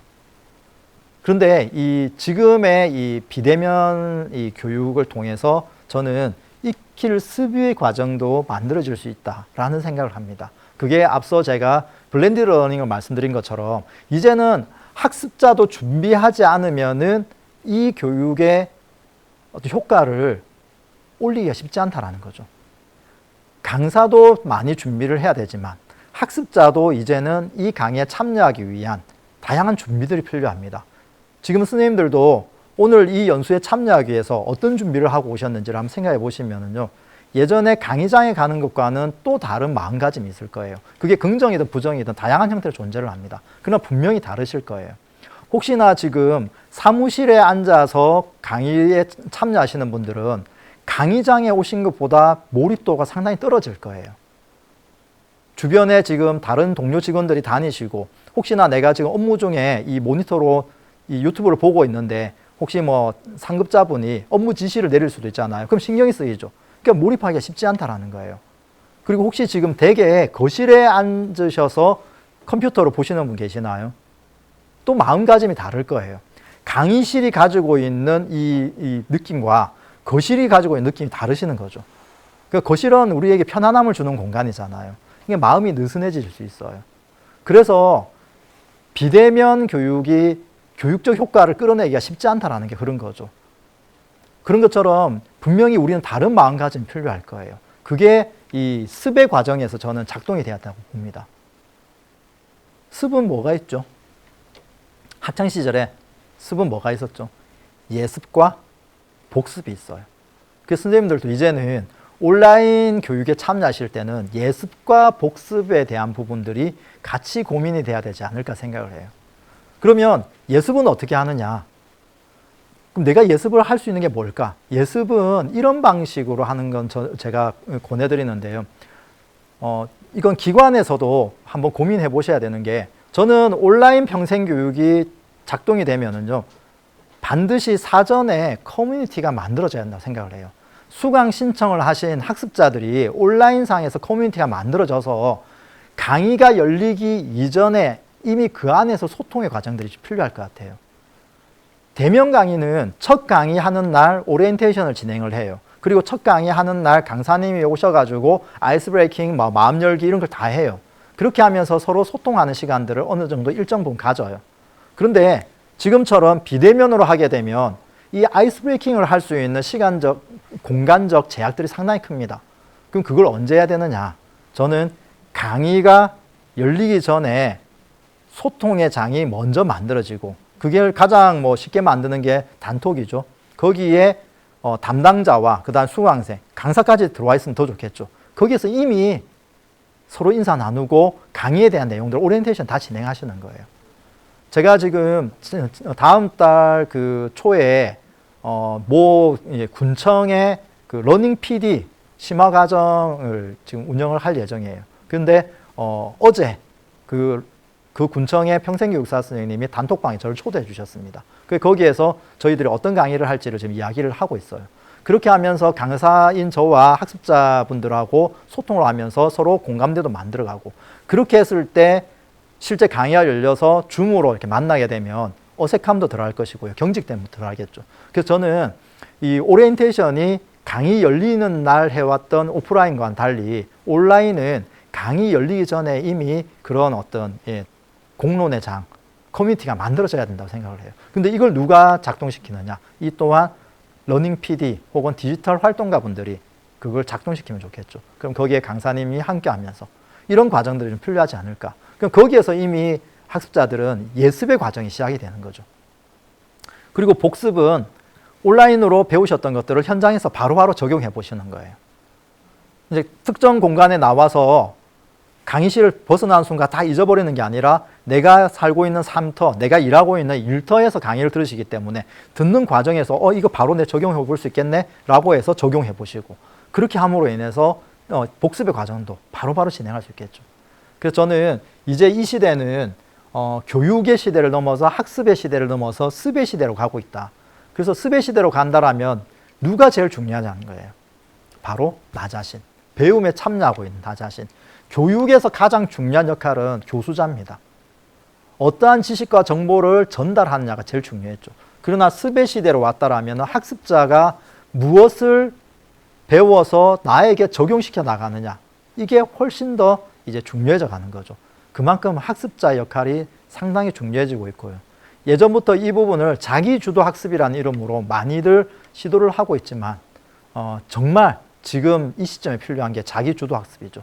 그걸 넘어서서 자기 결정 학습이라고도 합니다. 자기 스스로가 배움에 대해서 선택을 하고 그 다음에 자기가 그것을 어떻게 수렴하고 적용해 나갈 것인가에 대한 모든 결정을 학습자가 이제 할 수 있는 시대. 그래서 강사의 역할도 이제는 바뀌어야 되는 거죠. 그러면 기관에 있는 담당자분들이 강사님을 섭외하실 때도 마찬가지예요.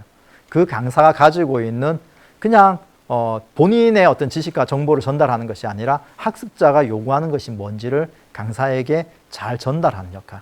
그래서 운영자의 역할이 이제는 정말 중요해져 가고 있다라고 저는 생각을 하고 있습니다. 그래서 여기 보시는 것처럼 이제 평생교육의 3주체는 여기 지원자, 운영자라고도 할 수 있겠죠. 반드시 이제 들어와야 되지 않을까. 그게 기관의 담당자의 역할일 수도 있고요. 전문 이런 디지털 활동가를 양성을 해서 활동을 하게끔 할 수도 있고요. 아무튼 이제는 평생교육의 효과를 내기 위해서는 학습자, 교수자, 지원자가 삼위일체가 되어야지만 가능하지 않을까 생각합니다. 이제 교육의 방식에 있어서도 이제 많은 변화들을 우리가 만들어낼 수 있는 그런 부분이라고 생각을 하고요. 그런 측면에서 봤을 때 그러면 이 시대에 대해서 우리가 조금 더 고민을 해보자라면요. 코로나 사태로 인해서 발발한 이 비대면의 모습이 예전에는 그런 고민을 안 해왔느냐? 그건 아니에요. 이미 1995년도에 교육 대개혁이라고 하는 게 이루어질 때 그때 컴퓨터 교육, 온라인과 관련된 부분에 대한 요구, 필요성에 대해서는 다 인지를 했습니다. 그러나 활성화가 안 됐죠. 그 이유는 계속 앞에서 말씀드린 것처럼 대면 강의가 가지고 있는 강점이 워낙 컸기 때문에. 근데 코로나가 이제 촉발을 시켰습니다. 근데 코로나로 인해서 생활 양식이 완전히 바뀌었다고는 하지만 실제로 우리 사회는 이 온라인에 대한 부분들, 이 부분들은 시대적 흐름 속에 하나의 큰 틀이었다라는 거죠. 그걸 2016년도에 우리가 수없이 많이 들어왔던 4차 산업혁명 시대, 거기에서 이야기하는 게 바로 지금의 우리의 모습하고 다르지 않다라는 거죠. 이 시대적 흐름 속에서 지금 온라인 평생교육도 성장하고 있다. 단지 코로나 사태가 그걸 증폭시킨 역할은 분명히 한 건 맞습니다. 그럼 시대적 흐름에서 이 세상은 그런 흐름으로 가고 있다는 것에 대한 예측들을 상당히 많이 하고 있는데요. 그 중에서 시대의 흐름을 저는 이 책이 상당히 참 매력적으로 잘 보여주고 있다고 생각해서 우리 선생님들에게 이 책을 하나 소개해드리고 싶은데요. 다니엘 핑크라는 학자가 2006년도일 거예요. 이 책을 처음 썼을 때가. 그러면 이미 벌써 이제 15년이 훌쩍 지났습니다. 그럼 여기에서 말하는 새로운 미래가 지금 이 시대에 와 있다고 보는 거죠. 단순히 IT 기술, AI 기술의 발달 이걸 이야기하는 것이 아니라 인간의 삶의 변화가 지금 예전과는 다르다라는 거예요. 근데 어떻게 다른가? 그걸 하이 컨셉이라는 개념으로 설명을 하고 있습니다. 쉽게 이야기하면 이렇게 표현할 수 있어요. 여기에 적혀 있는 것처럼 언뜻 관계없어 보이는 것들이 결합을 해서 새로운 시너지를 낸다. 즉 사회적으로 우리가 살아가고 있는 영역 간의 이 통합들이 이루어지고 있다는 거죠. 그래서 예전에는 분업한 세상이었습니다. 분업이 중요했죠.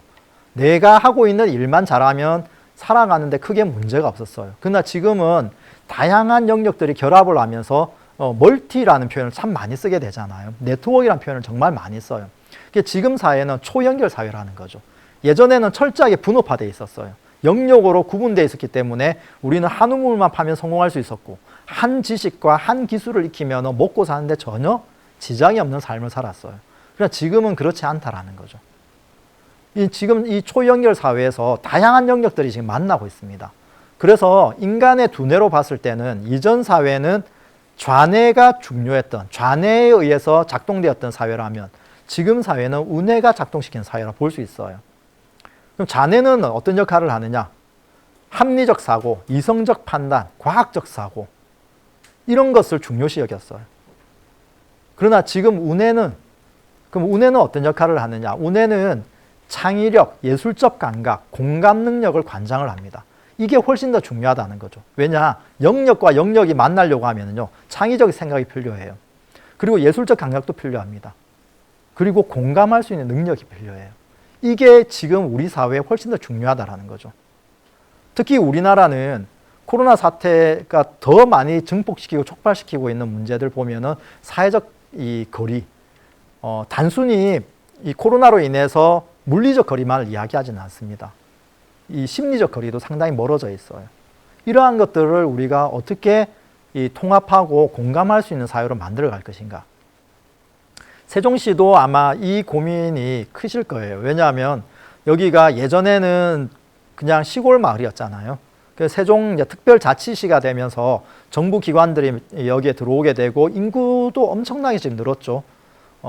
첫 출발할 때가 아마 11만 명 정도였는데 지금은 거의 30만 명에 육박하는 엄청나게 지금 인구가 많이 늘었어요. 근데 그 인구가 많이 늘었다는 말은 여기에 살고 계셨던 원래 주민분들 계실 것이고요. 그 다음에 다른 지역에서 이주해 오신 분들이 엄청나게 많아진 거죠. 그렇게 하면서 엄청나게 빠르게 도시화되어 가고 있습니다. 제가 그 1년에 몇 차례 이 세종시에 오게 되는데요. 올 때마다 느끼는 것 중에 하나가 너무 도시가 잘 만들어져서 부럽다라는 거예요. 너무 좋아요, 도시가. 정말 이렇게 깨끗하고. 예전에 저는 이제 부산에 살고 있는데요. 저희 옆 동네 창원이 계획도시죠. 창원을 갔을 때 느꼈던 그 느낌이 있어요. 정말 도시가 깨끗하고 반듯하고 이런 느낌. 근데 세종시에 오면은 그걸 그대로 느껴요. 창원시보다 훨씬 더. 여기에서 살고 싶다라는 충동까지 느낄 정도로 도시가 상당히 잘 만들어져 있습니다. 그런데 이렇게 만들어지는 과정에서 도시는 계속적으로 지금 팽창을 할 거예요. 그럼 주민들의 삶은 어떻게 될까요? 안정되어 있는 원도심에 사는 주민들과 이렇게 빠르게 변화하는 도시에서의 주민들의 삶은 분명히 다를 거예요. 그럼 이러한 것들이 어떻게 그럼 안정을 찾아가게끔 만들 것인가? 이제 그 고민들이 필요한 거죠.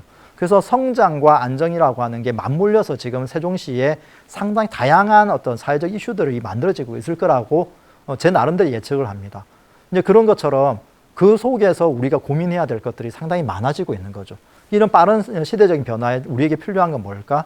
봤을 때는 새로운 사회적인 어떤 장치, 제도적인 장치도 필요하지만 사람들과의 관계, 이런 것들이 필요하지 않을까? 근데 그러한 관계를 어떻게 우리는 풀어나가면 좋을까? 그래서 이 책에서 제시하고 있는 미래 인재의 6가지 조건. 근데 지금 우리에게 필요한 조건인 것 같아요. 이렇게 6가지가 있습니다. 첫 번째가 디자인 능력이에요. 디자인이란 말도 예전 사회에서는 미술 영역에서 많이 쓰였던 말입니다. 그러나 요즘은 전 영역에서 다 써요. 제가 어느 분하고 만났는데 명함에 관계 디자이너 이렇게 적혀 있더라고요. 그분은 어떤 일을 하는 분일까? 이제 생각이 드는 거죠. 그 다음에 제 공동체의 비전이 배움을 통해 자신의 삶을 새롭게 디자인하라 이거예요. 그럼 여기서 말하는 디자인은 미술은 아니죠. 예술은 아니죠. 그 말은 뭐냐면요. 저는 기획이라고 봅니다. 그래서 지금 우리에게 필요한 역량 중에 가장 중요한 게 내 삶을 스스로 기획할 수 있는 능력이 있느냐. 이거예요. 그러니까 평생학습을 통해서 우리가 갖춰야 될 기본적인 가장 중요한 역량이 내 삶을 기획할 수 있는 역량. 그걸 배움을 통해서 만들어갈 수 있느냐. 그럼 이 세종시에 있는 주민들은 새로운 이 도시에서 새로운 문화, 새로운 정서 속에서 어떤 삶을 살 것인가를 기획하고 그 기획이 커지면은 우리 도시를 어떻게 기획할 것인가에 대한 관점으로 넓혀지겠죠. 그리고 그러한 디자인 능력 속에서 우리가 고민해 봐야 되는 것은 스토리입니다. 어떤 이야기를 만들어 가느냐. 세종시가 국가 정책에 의해서 만들어진 도시입니다. 그래서 원도심처럼 자연 발생적으로 생긴 것은 아니라는 거죠. 그러면 우리 도시는 어떤 이야기를, 스토리를 만들어 갈 것인가? 내 삶의 스토리를 만들듯이 우리 도시의 스토리는 어떻게 만들 것인가? 이건 미래 100년도 내다봐야 되는 것이고요. 앞으로 가야 될 방향성도 잡아야 되는 것이고 이러한 것들이 저는 세종시의 어떻게 보면 다양한 숙제 중에 중요한 숙제가 아닐까 생각합니다. 이제 그런 것처럼 내 개인의 삶이 세종에서의 삶과 결합되면서 우리는 어떤 역사를 만들어 가는가에 대한 고민. 근데 그러한 것들이 지역과 이웃과 관계에서 어떤 조화를 만들어내고 공감하고 있느냐. 그리고 여기 5번째 놀이라고 하는 것은요. 저는 그냥 놀자라는 의미보다는 유희, 어떤 즐거움을 가지고 있느냐. 그러니까 이런 즐거움을 담아낼 수 있는 이런 평생교육의 컨텐츠를 만들 수 있느냐. 뭐 즐거움도 다양한 관점 해석할 수 있어요. 재미난 컨텐츠를 통해서 뭐 웃음을 주는 즐거움도 있지만 새로운 것을 받아들였을 때 오는 기쁨, 이런 것도 충분히 저는 즐거움이라고 생각을 해요. 그래서 기본적으로 학습이 이제는 놀이와 같은 속성을 만들어내야 된다. 그래서 즐겁지 아니한 학습은 이제는 배제를 해야 되지 않을까, 그런 생각을 해요. 오늘 제 이야기를 들으면서 즐겁지 않다라면 제가 책임져야 되겠죠. 다음부터는 세종시 못 오는 거겠죠, 그래 되면. 그러면 우리 선생님들의 이 세종에서의 평생학습의 즐거움은 선생님들이 다 책임지셔야 되는 거죠. 그래서 이런 기본적인 이 즐거움을 담아내는 우리의 평생교육의 컨텐츠를 어떻게 만들 것인가. 그게 엔터테이너적인 즐거움도 분명히 필요합니다. 그러나 그것만을 이야기하지는 않아요. 기쁨, 행복 이런 관점에서의 평생학습을 더 많이 우리는 고민을 해야 되지 않을까 그런 생각을 하고요. 그리고 거기에다가 어떤 의미를 우리가 담아낼 수 있을까. 이 의미라고 하는 건 저는 그렇게 생각을 해요. 공급자가 제시하는 것은 아니다. 이건 수요자, 즉 학습자가 스스로 해석을 하는 게 의미가 있는 것이지 공급자가 마냥 이게 의미가 있습니다라고 아무리 이야기해 본들 학습자가 받아들이지 않는다라면 그건 의미가 없는 거죠. 오늘 제 강의도 마찬가지예요. 제가 오늘 제 강의에 이런 의미가 있습니다를 아무리 강조해드려도 선생님들이 받아들이지 않으면 아무 의미가 없죠. 근데 선생님들께서 제 이야기 속에서 단 하나라도 이건 내가 참 의미 있게 받아들였네 하고 받아들이는 순간 제 강의의 의미가 살아나는 거겠죠. 그래서 저는 의미라고 하는 것은 학습자의 몫이다 이렇게 이야기를 해요. 그럼 그 스스로 의미를 찾아갈 수 있도록 여기에서 필요한 이제 학습이 관점 전환 학습이라고 이야기합니다. 배우신 분들이 배움에 참여하신 분들이 자기를 성찰할 수 있는 과정 이게 관점 전환 학습 혹은 전환 학습이라고 하죠. 그러한 학습이 이루어져야 되는 거죠. 지식과 정보만 전달하는 그런 어떤 교육이 아니라 학습자들이 스스로 자신을 돌아볼 수 있게끔 해주는 그런 학습들을 어떻게 만들 것인가. 그래서 스스로 의미를 찾아갈 수 있도록 해주는 학습. 그래서 지금의 우리 사회에 필요한 6가지 키워드가 아닐까 생각을 해요. 근데 뭐 이런 키워드들 뿐만 아니라 다양한 키워드들이 존재하는데요. 근데 그러한 키워드들이 나에게 어떤 의미가 있냐가 중요합니다. 세상이 정해놓은 키워드대로 따라가는 것이 아니라 나 스스로 나는 거기에 어떤 의미를 부여하고 있느냐. 그래서 배움이라고 하는 게 나에게는 어떤 의미가 있는가를 계속적으로 생각하는 게 앞서 이야기한 예습 중에 하나라고 저는 생각을 해요.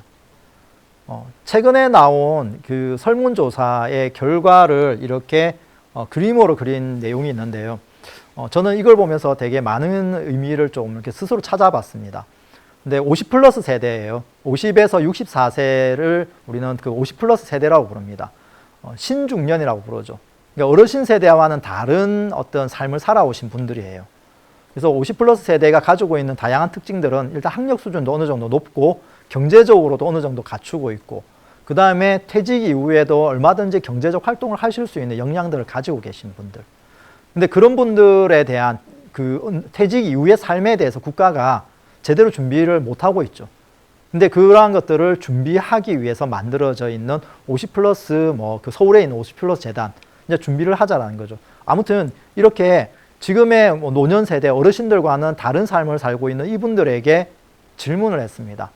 당신에게 가장 소중한 존재는 누구입니까? 1위가 나 자신이에요. 한번 선생님들도 생각해 보세요.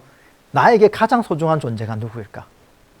근데 1위가 나 자신으로 나왔다라는 것 수긍하시는 분도 계실 거고 정말 하시는 분도 계실 거예요. 아마 어르신들께 여쭤보면 대부분은 자녀를 1위로 꼽지 않을까요? 근데 저는 이 나 자신을 1위로 뽑았다라는 게 정말 의미가 있다고 생각을 해요. 이제는 세상을 바라볼 때 나의 관점에서 세상을 바라볼 수 있는 시각을 만들었다고 생각하는 거죠. 예전에는 타인에 의해서 나의 삶에 작동되는 경우들을 많이 봤습니다. 그런데 이제는 나로부터 출발을 한다라는 관점들이 우리 삶에 들어오기 시작하는 거죠. 근데 50 플러스 세대 분들이라면 이제 자제분들이 어느 정도 성장을 해서 독립하는 시기일 거예요. 그래서 자녀는 사위로 밀려나가 있어요. 근데 내 옆에 있는 배우자가 2위입니다. 근데 이 그림 보시면 재미나죠. 분명히 질문은 남자, 여자 구분 없이 질문을 하셨을 거예요. 근데 나 자신이 왜 어머니가 앉아 있을까요? 이것 또한 지금 이 시대의 흐름을 반영하고 있다고 생각을 해요. 바로 지금의 여성분들이 특히 중년 여성분들의 사회적 참여가 훨씬 더 커져가고 있죠. 물론 이게 그 경력 단절과 맞물려 있습니다. 경력 단절을 되셨던 우리 어머님들이 마을을 만나고 사회를 만나면서 사회적 활동이 이제 계속 커져가는 거죠. 그래서 이 어머님들의 역할이 지역사회에서 상당히 중요해져 가고 있는 시대로 가고 있어요. 그 반면에 대부분 직장 생활을 하던 아버님들은 퇴직 이후에 어떻게 되시느냐. 직장 생활 하시던 아버님들은 퇴직한 다음에 다 어디 가시죠? 대부분 산으로 가실 거예요. 그래서 우리나라의 노인복지의 절반은 산이 책임진다고 이야기하죠. 그 말은 아버님들은 여기서 말하는 뭐 꼭 다 그런 건 아니지만 일반적인 건 아니지만은요. 그 직장 생활만 하셨기 때문에 마을을 잘 모르세요. 그래서 마을에 적응을 잘 못 하시는 거죠. 그래서 어떤 일이 벌어져요? 지금처럼 2위임에도 불구하고 이렇게 땀을 뻘뻘 흘리고 있는, 언제 밀려날지 모르는 우리 중년 남성들의 이 애환이 여기 담겨 있지 않을까 생각을 하는데요. 이 그림에서 정말 놀라운 건 이 아이죠. 5위에 올라와 있는 반려동물. 이 아이의 표정을 보세요. 엄청 여유 있습니다. 그만큼 이제 우리 삶에 있어서 내 가까이 있는 존재가 점점 더 소중해져 간다는 거죠. 자식들은 어차피 성장하면 이제 다 떠나게 돼 있습니다. 그럼 내 가까이에서 있는 사람들. 그래서 저는 이웃의 소중함이라는 게 이제 다시 우리에게 돌아오지 않을까 그런 생각을 해보게 되는데요. 아무튼 우리의 삶의 변화를 잘 보여주는 그림이라고 저는 생각을 해요. 그래서 이제 나 자신을 중심에 두고 세상을 바라보는 사람들이 훨씬 더 많아져 가는 시대에 우리는 살고 있다는 거죠. 그리고 그러한 시대를 잘 예측했던 하나의 이제 연구도 이 서울대학교 김남도 교수 연구팀에서 매년 발표하고 있는 소비 트렌드, 이 코리아 트렌드라고 하는 이게 여기에 나와 있는 글들이 우리 사회의 미래를 상당히 잘 예측을 합니다. 그 중에 그 언택트 기술이라고 하는 용어도 아마 2017년도인가 그 키워드에 나와 있었어요. 그리고 2019년도에 나나랜드인가 정확하게 지금 기억이 안 나는데요. 그 나를 중심에 두고 세상을 바라보는 시각. 그러니까 세상이 정해놓은 기준대로 살아가는 게 아니라 나를 중심에 두고 세상을 살아가고 타인의 삶도 존중해주는 게 나나랜드라는 키워드죠. 이렇게 시대 반영을 잘 읽어내고 있는 이런 키워드들을 보면 우리 사회가 어떤 변화들을 가지고 있는지를 좀 예측할 수 있지 않을까 생각을 합니다. 소확행이란 말도 이 책에서 유행을 시켰죠. 물론 소확행이라는 용어가 처음 등장한 건 소설책에 나와요. 그 무라카미 하유키 소설에 나오는데 그걸 차용해서 이 김남도 교수 연구팀에서 소확행이란 말을 확산을 시켰고요. 그 다음에 그런 표현도 있습니다. 밥 잘 사주는 예쁜 엄마. 그건 드라마에서 차용한 말이에요. 그게 아마 19년도 키워드에서 등장했던 용어인데요. 밥 잘 사주는 예쁜 엄마. 자, 이 말이 가지고 있는 의미도 되게 커요. 드라마에서는 밥 잘 사주는 예쁜 누나였죠. 근데 여기에서 밥을 잘 사주는 예쁜 엄마라는 게 어떤 엄마냐? 경제적 활동을 하는 엄마. 예전의 사회에서는 현모양처를 우리는 원했잖아요. 가부장적 사회에서는. 그래서 항상 가정을 지키는 엄마의 모습을 생각했는데 이제는 경제적 활동을 하는 엄마가 훨씬 더 중요해져 가고 있다는 거죠. 그러면 그들이 경제적 활동을 하기 위해서 우리의 엄마들에게 줄여줘야 될 가사 노동들이 있습니다. 많이 있죠. 뭐 설거지에서부터 뭐 빨래, 밥하기 이런 것들을 다 이제 줄여야 되는 거죠. 그래서 밥을 잘 사주는 엄마. 밥을 짓는 시간보다 사줌으로 인해서 자기 개발할 수 있는 시간을 만들어내는 엄마들. 뭐 이런 분들. 그리고 그런 이야기들이 이 책들 속에 상당히 많이 등장을 하기 때문에 혹시 선생님들이 이런 책들을 보시면서 나에게 필요한, 평생학습에 필요한 게 뭘까? 이런 것들을 고민해 볼 수 있겠죠. 여기 올해 키워드 중에서도 이 레이어드 홈이라고 하는 키워드를 저는 되게 관심 있게 보고 있어요. 레이어라는 것은 층층이 쌓인다는 뜻이죠. 그 홈, 집의 변화예요. 1차적인 집의 변화. 어떤 변화가 있느냐? 집의 스타일이 달라집니다. 예전에는 집이라고 하는 것은 그냥 쉬는 공간, 그런 어떤 안식처의 개념이었다면 지금은 취향의 개념이 바뀌고 있죠. 그리고 코로나 사태로 인해서 재택근무가 늘어납니다. 이제 그 사무 공간으로 바뀌고 있습니다. 그래서 커피를 좋아하시는 분들은 홈카페를 만들고요. 영화 좋아하시는 분들은 홈시어터를 만들고, 그 다음에 이제 재택근무를 많이 하시는 분들은 자기만의 사무 공간을 만들고. 저는 저희 아이들이 작년에 그 온라인 수업을 처음 시작할 때 이 아이들에게 뭘 해줬냐라면요. 큰 아이는 자기 방에다가 큰 아이의 학반을 적어서 명패를 만들어줬어요. 작은 아이는 거실에서 해야 되기 때문에 거실에다가 명패를 만들어줘서 8시 50분만 딱 되면은 자, 각자 교실로 입장! 이러면은 큰 아이는 자기 방에 들어가고 작은 아이는 거실로 가고. 이런 이제 집의 작은 변화를 만드는 거죠. 이렇게 근데 그 작은 변화뿐만 아니라 어떤 변화를 만드냐면요. 확장된 레이어드 홈은 마을의 변화예요. 슬세권 들어보셨죠? 슬리퍼를 신고 내가 다닐 수 있는 그 공간의 변화, 마을의 변화입니다. 그래서 요즘 평생권이라는 표현을 쓰시는 분도 계세요. 평생학습을 할 수 있는 이 마을을 만드는 것. 이런 것처럼 마을 또한 이제 우리에게 새로운 변화를 만들어내고 있다.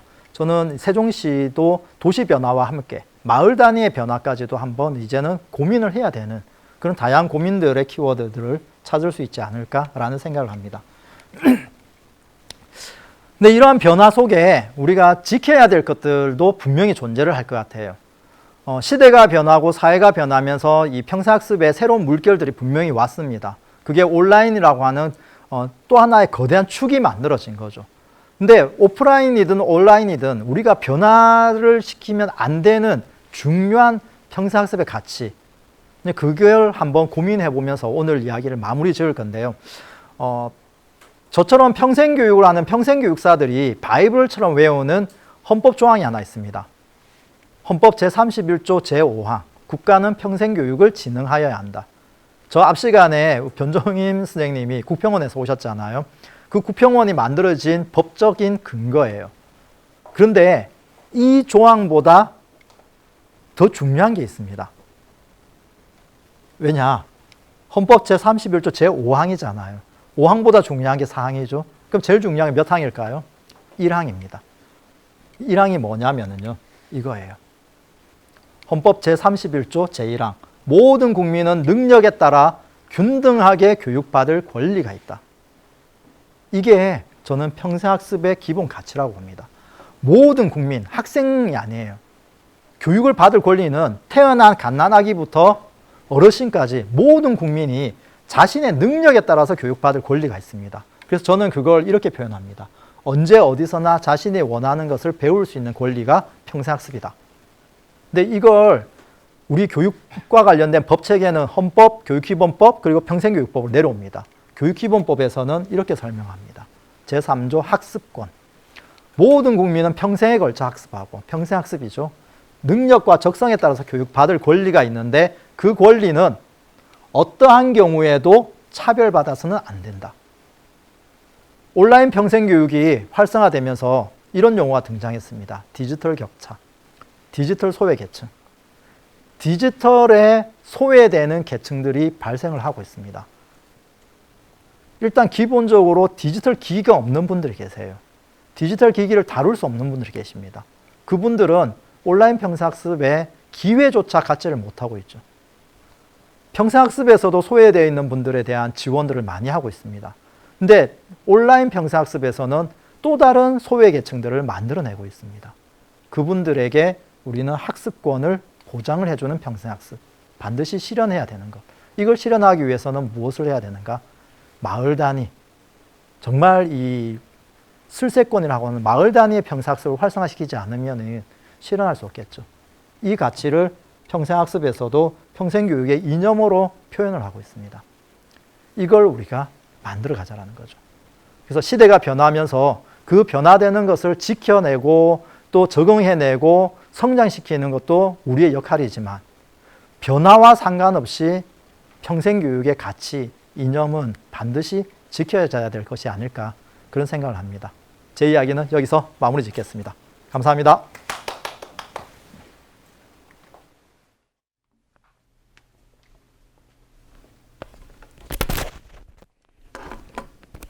네, 전하영 회장님 강의 감사합니다. 오늘 첫 연수 주제인 평생교육 정책 동향과 포스트 코로나 평생교육 현장 탐색은 코로나19 시대의 평생교육 현장에서 일하는 우리들에게 많은 배움과 울림을 주는 내용이었던 것 같습니다.